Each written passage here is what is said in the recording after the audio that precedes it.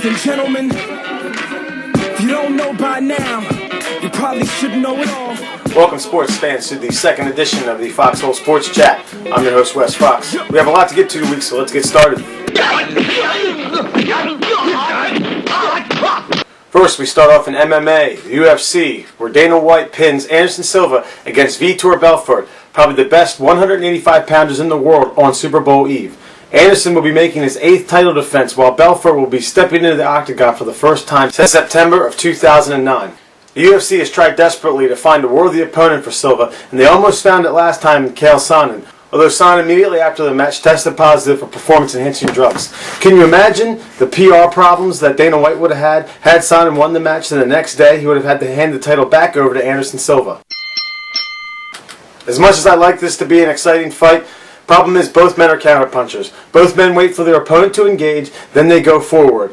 My prediction is that Silva wins by a third-round rear naked choke, much the same way he took out Dan Henderson.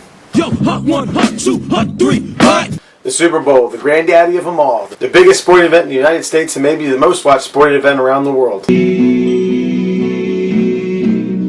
That suicide is painless. It brings on many changes, and Now, as a Ravens fan, I hate to say this, but I believe Pittsburgh comes out on top of this game, 27-23. Ben Roethlisberger does just enough, similar to what he did against Arizona a few years back. James Harrison and Troy Polamalu and that Pittsburgh defense stifle Aaron Rodgers and get the win. Now, Green Bay does have an offense that could give the Pittsburgh defense problems early on, but ultimately I believe the linebacker pressure will get to the Green Bay offensive line and take Rodgers down, ultimately winning them the game. The over-under for this game is 44.5. If I'm a betting man, I'm going to take the over. Pittsburgh is favored by 2.5 points. I'm going to have to go by my prediction. I take the 2.5 in Pittsburgh. fight for the rights of every man. I am a real American. Fight for what's right. Fight for your life.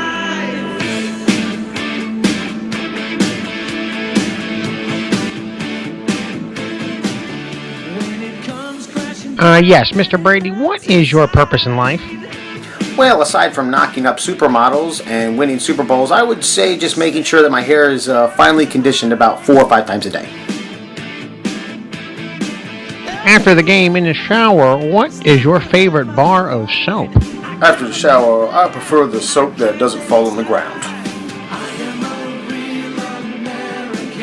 So, Mr. Montana, why do they call you Boomer?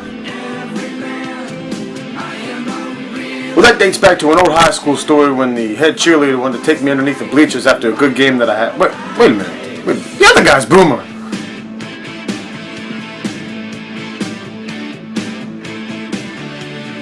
How long have you been a black quarterback? Man, what kind of question is that? How long have you been a white reporter? I've been black my whole life. I ain't Michael Jackson.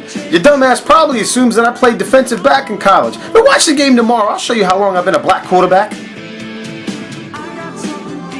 Mr. Newton, have you ever noticed the logo is missing on one side of the Steelers helmet? Are you serious? What is your relationship with the football? So I stroke it, and I pet it, and I massage it. Yeah, I love it. I love my little naughty pet. You're naughty. Tiger Woods, y'all. Tiger Woods, y'all. Tiger Woods this weekend tied for 44th at a tournament at Torrey Pines, a course that he has owned in the past. I drink champagne when I hustle. I drink champagne with Nipsey Russell. Tiger rounded out the weekend by shooting a 74 and a 75 in a disappointing finish to what looked promising.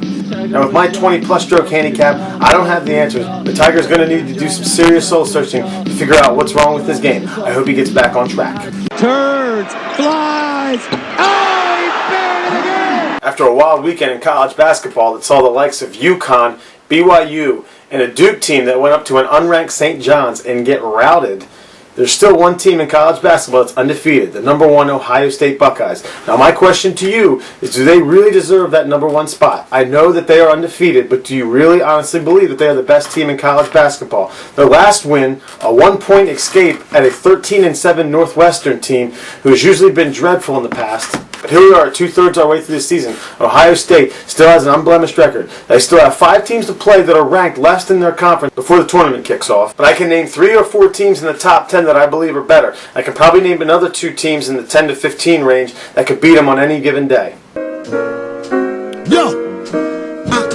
Now, if Ben Roethlisberger wins this game, this will give him his 3rd ring, tying him with Tom Brady on the active list, and putting him in rare company with other quarterbacks that have played the game.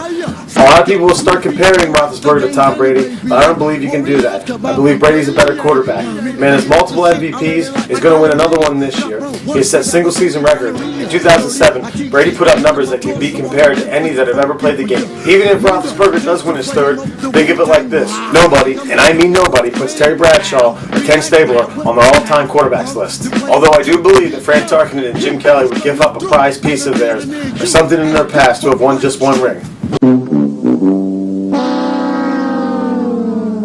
I want to thank you folks for watching this week's installment of the Foxhole Sports Chat. I'll get back to you in the next week or 2.